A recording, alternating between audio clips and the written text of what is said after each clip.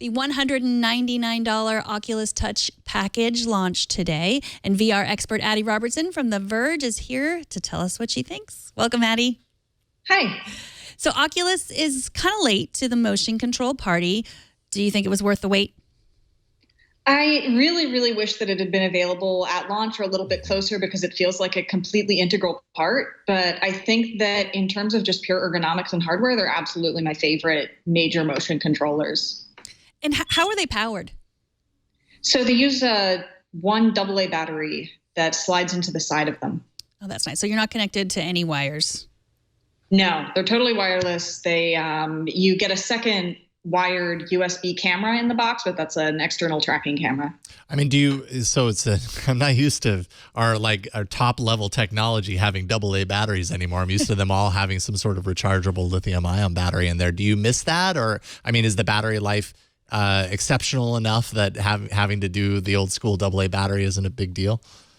I can't tell. So the comparison that makes sense sort of is that these are a lot like Xbox controllers, and Xbox controllers still use AA batteries. Got it. And it's kind of helpful because if you don't have a regular charging schedule for your controllers, then it's actually kind of nice to just know that you never have to worry about charging them. You can just kind of have a battery in and then replace it if you need to. Mm-hmm. So far, I haven't worn them out, but I guess I'll cross that bridge when I come to it. Right. So you said you mentioned that they're similar to the Xbox controller. That's what came with the Rift in the beginning. What were the main differences between using the touch controllers and the Xbox controller? So the Xbox controller obviously doesn't have any sort of motion tracking. It works exactly like it would on a normal console. The touch controllers there's one for each hand, and they can track your hand motion. And they also have a bunch of really cool little features, like they have capacitive sensors on the buttons so that when you're inside virtual reality, it can kind of tell where your hands are positioned. So, for example, it can tell when you have your thumb on the analog stick, and inside a game, you can make a fist, you can point your fingers, you could do all sorts of little gestures.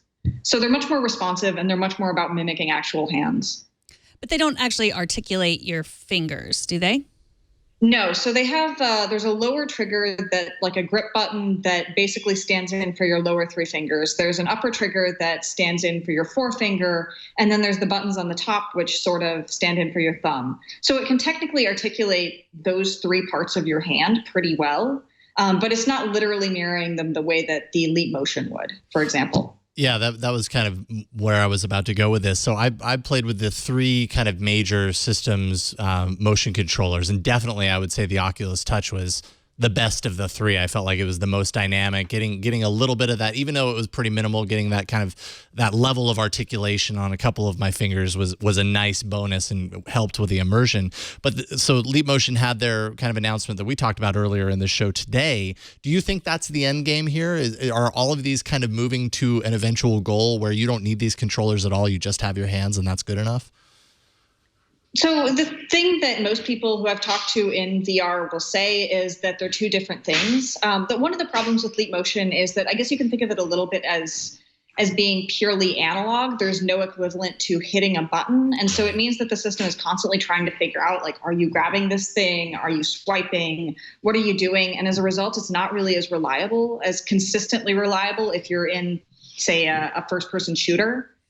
Or if you just want to hit buttons. Right. And at the same time, there's also not haptic feedback with something like Leap Motion. So Leap Motion is really, really good for some things, but for games especially where there's a lot of twitch reaction and a lot of a need for precision and feedback, that's probably the best case scenario for something like the touch controller. So the capacitive sensors on the Touch, how did they work? Did they work pretty well?